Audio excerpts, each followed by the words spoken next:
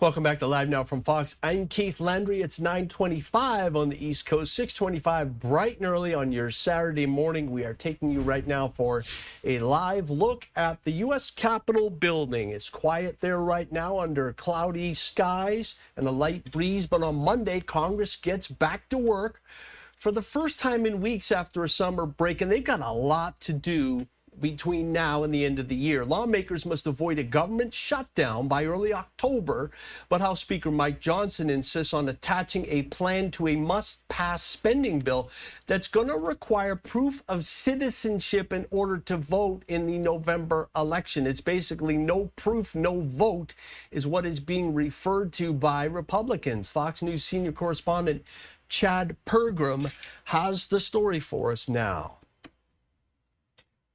No proof, no vote. House Speaker Mike Johnson wants people to demonstrate they are a citizen before voting. He aims to attach this to an interim spending bill, which runs through early next year. The House passed a similar voting bill over the summer.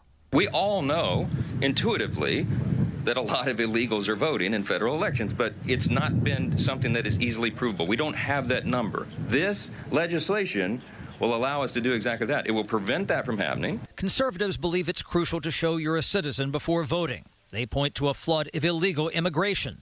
And now some cities allow anyone to vote in local elections, but not for federal office. There's concern few guardrails could lead to mix-ups. Oakland, San Francisco, New York, D.C., a bunch of other jurisdictions have started to really actively take efforts to register non-citizens to vote, allegedly just for state and local elections. But it really is hard to tell the difference. Still, it's about the math. It's unclear if the bill can pass the House. But even if the House approves the package, it likely faces a buzzsaw in the democratically run Senate. This is a solution looking for a problem. I mean, there is no evidence that undocumented migrants vote. Republicans want the voting provision to ride on a spending bill which renews current money with no new add-ons through early next year. Here's why. Conservatives are banking on a GOP hat trick, a Republican House and Senate, and former President Trump back in the White House. That way they can implement their spending priorities over the winter and not wait until fall. On Capitol Hill, Chad Pergram, Fox News. Okay, thanks, Chad. We appreciate that very much. The latest from the nation's capital. And as we head into the break, we give you another live look at the U.S. Capitol building. It's interesting, when they built Washington, D.C., they actually used the Capitol as the place where they measured the distances from to all the different points in Washington, D.C.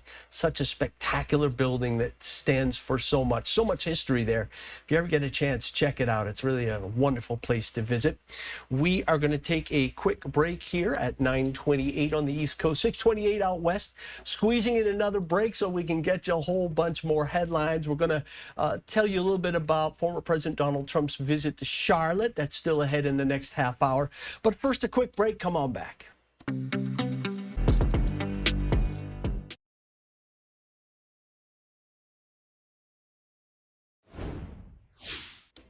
Welcome back to Live Now from Fox. I'm Keith Landry. It is 9:30 already on the East Coast and 6:30 on the West Coast. Let's take a live look right now at the White House. With less than 60 days until the election, the sun is shining down on the White House. You can see the flags blowing on the roof and around the Washington Monument behind it.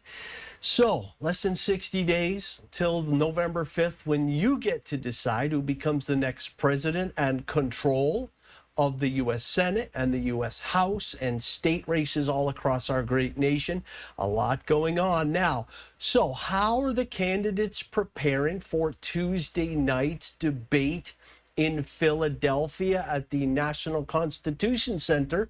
Well, Donald Trump's out on the campaign trail later today in central Wisconsin, talking about his economic positions.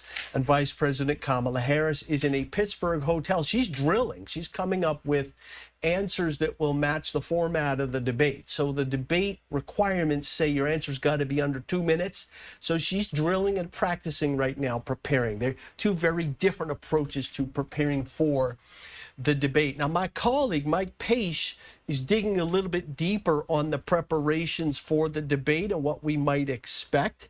And let's listen into what he's got to say here.